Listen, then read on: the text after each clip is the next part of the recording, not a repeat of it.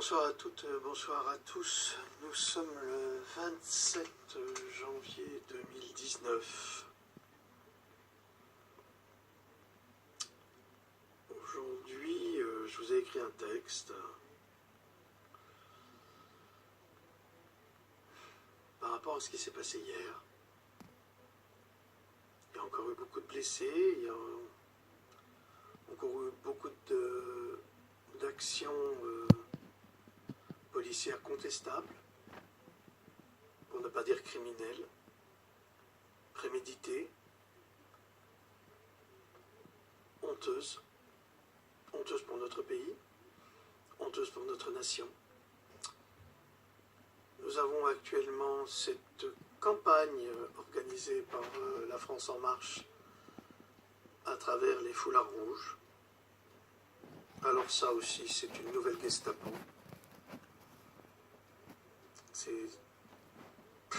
C'est une honte absolue.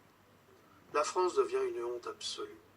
Tout ce que ces socialistes de rien du tout, ces types de droite, enfin toute cette politique française à vomir, à toujours pointer du doigt, critiquer, oui, vous êtes des fascistes, mais vous êtes tous des fascistes. Les politiques actuelles, vous êtes tous des fascistes. Et la nouvelle extrême droite française, ce sont les foulards rouges. C'est vraiment une honte absolue. Alors je l'ai écrit, puis je vais vous le lire, et ensuite je vous montrerai ces choses qui nous ont fait pleurer de rage et de désespoir. Tomber au champ d'horreur. Combien faudra-t-il de blessés tomber au champ d'horreur des castaners micronisés? Ce lieu des pires massacres pour les amoureux de la liberté, dans lequel le bruit des flashballs, des spaceman balls, se fait entendre à travers les regards appuyés et percés par tant de morgues. Sifflant près des visages en colère dans l'odieux brouillard des gaz, entre les coups de matraque et de grenades de désencerclement, qui déchirent les jambes et les faces désormais vitreuses. Jérôme Rodriguez, un parmi tant d'autres, un pacifiste convaincu et courageux comme tant d'autres, est tombé au champ d'horreur hier, fauché par un flashball ou une bombe de désencerclement tirée à 5 mètres de lui. Nous avons vécu son calvaire en direct. Nous avons versé des larmes qu'il ne versera plus de son œil mort de pacifiste. Il passe aux pirates. Capitaine Jérôme des causes perdues, nous saluons votre souffrance et votre courage. Vous, l'homme simple, simplement pacifiste et humain, vous qui êtes un martyr des Gilets jaunes comme d'autres martyrs qui ont perdu une main et même la vie, vous qui, malgré vous, attiserez la colère du peuple par votre sacrifice voulu par le gouvernement Macron, ce gouvernement d'un méchant petit homme qui cherche la guerre civile à tout prix, surtout au prix de la vie, pour imposer à notre pays un nouvel état d'urgence, une loi martiale qui autorisera les forces de l'ordre à tirer à balles réelles sur la population, comme au Congo. Nos frères d'Afrique sont tirés comme des lapins par l'armée. Bientôt ce sera notre tour, nous, citoyens contestataires, deviendrons des proies assassinées dont les organes, après notre mort, seront vendus malgré nous pour enrichir cette mafia criminelle. Le lâche qui nous gouverne satisfait à un agenda sataniste. Il est prêt à tous les sacrifices tant que cela ne le touche pas, et le peuple français ne le touche pas, et ne le touchera jamais, puisqu'il méprise ce peuple. Il tremble de peur à l'idée d'être confronté à l'homme de la rue qui lui cracherait au visage aujourd'hui. Il met en place les foulards rouges, nouveau groupe sataniste d'extrême droite micronisé.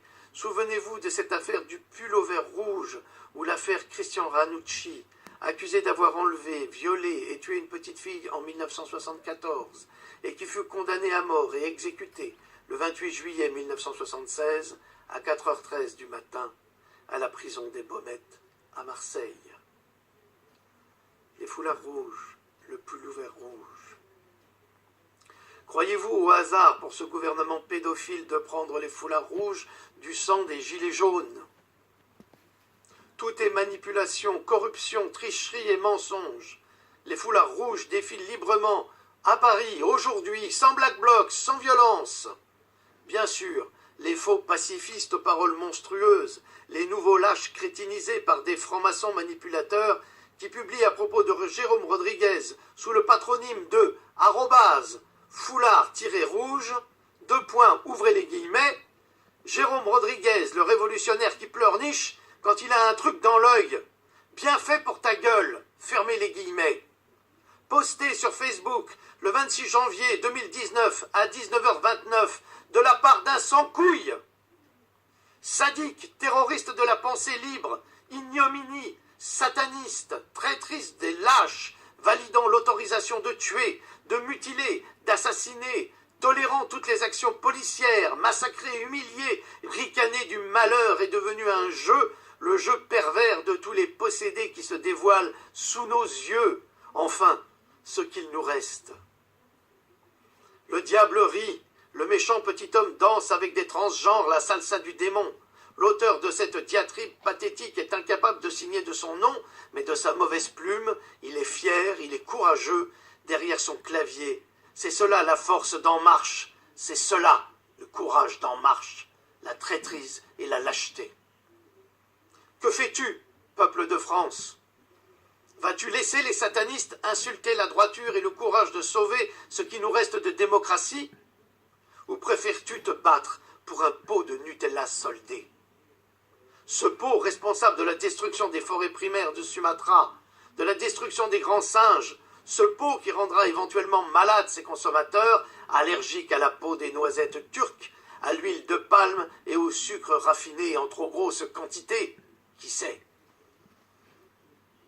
Le méchant petit homme, dès les premiers jours de sa victoire dans sa voiture sur les Champs-Élysées, le monstre était sifflé, pas plus de 100 personnes pour saluer son passage, alors que des milliers auraient dû être là à l'acclamer. Déjà, sa victoire était une défaite populaire. Aujourd'hui, c'est un fiasco.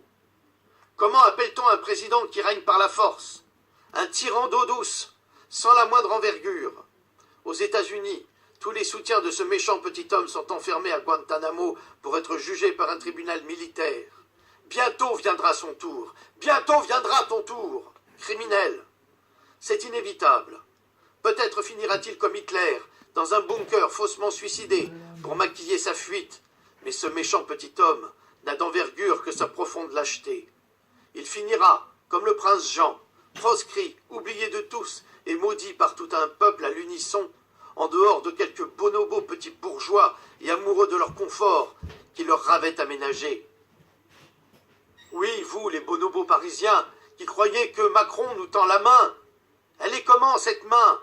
Elle est empoisonnée. La seule chose qu'il souhaite, c'est nous assassiner. Et vous paierez le prix, vous aussi. Tout comme ceux qui ont suivi Hitler. Ils l'ont payé de leur vie. Faire la comparaison avec Hitler, c'est vrai. C'est vrai qu'elle est forte. C'est vrai que Macron n'a pas encore fait un génocide de plusieurs millions de personnes. Mais ça viendra peut-être. Nous sommes témoins, malgré nous, des nouveaux crimes de ce petit dictateur qui se prend pour un démocrate et de son amant poudré qui se prend pour le chef d'une police plus politique que citoyenne, plus criminelle que le pire malfrat.